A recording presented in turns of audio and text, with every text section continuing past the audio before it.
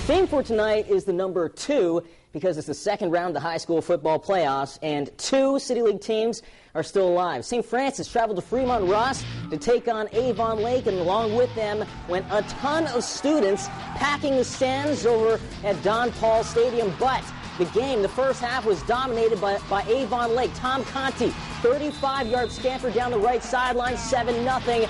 Bad guys. Now 10-zip. Knights driving. Final minute of the first half, but Tyler Johnston is picked off, so it stays 10-0 at the half. First drive of the third quarter. Check out this catch.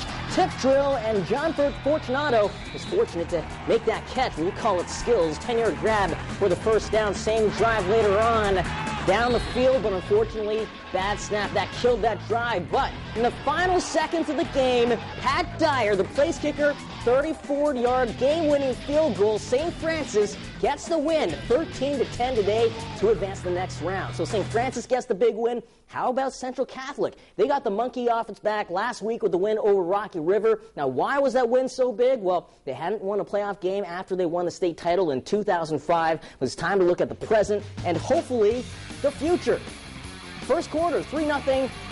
Irish in the lead. Greg Dempsey telling his troops what to do. Maple Heights driving. Devontae Ransom, he takes it in 13 yards. Mustangs with the lead, 7-3. 4 minutes later, Heights again with the ball. Quarterback keeper Shaq Washington, the guy with all that hair last week, he must have cut it all off. 14 yards. Miss PAT, 13-3. Heights up by 10. Central would answer back, though, much to the delight of the cheerleaders. Second quarter, from the 1, Caleb Goings. He gets it going for the score. Central only down 3, 13-10. Late in the second, same score.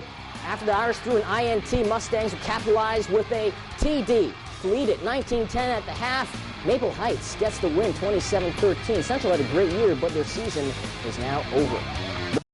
In Division 5, the memory of last season probably still stings. Patrick Henry had a perfect regular season, but their year ended in the regional finals when they got shut out by Liberty Benton. Well, this is this year now, and the regional finals are around the corner again if the Patriots win tonight, and we all know they have major skills. It was all Patriots in the first half. First, Justin Binger, Red Sea opening a hole for him, and he is gone. 37 yards to the house, 7-zip. First half, all Patriots, like I said. Second offensive drive, Luke George this time to Aaron George. The George connection, 8-yard score, 14-0. Coach Bill Inselman liking what he's seeing. Luke George again on the keeper, up the gut, 46 yards. Yeah. Knocked out at the 1 on the next play. That was set up Binger from a yard out to make it 21-zip. Now it's 28-0.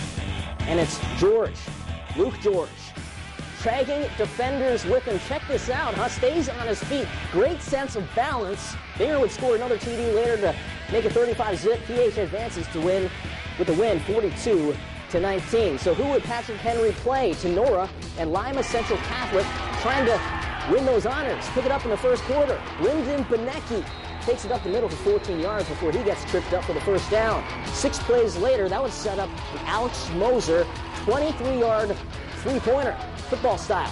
3-0 Tenora. Then, later in the second quarter, it's a 4th and 1. With Blake Ford, he goes up and he gets it.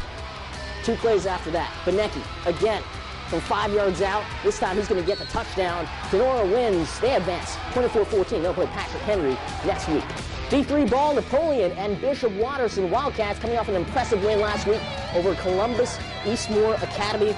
No score in the first. Clint Detmer, he sets it for a 37-yard field goal. Pretty long distance for high schoolers, and that is good. 3-0 Wildcats, still 3-zip in the second. B-Dubs, Greg Hawk, not talking about BW3s, we're talking to Bishop Watterson. Finds Mark Elberson in the end zone, PAT missed. Napoleon only down 3, but in this game that meant a lot because this was a defensive battle. Napoleon couldn't get anything going offensively. They lose 6-3.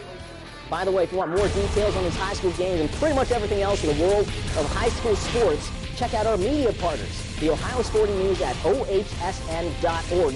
Trust me, it is a tremendous website.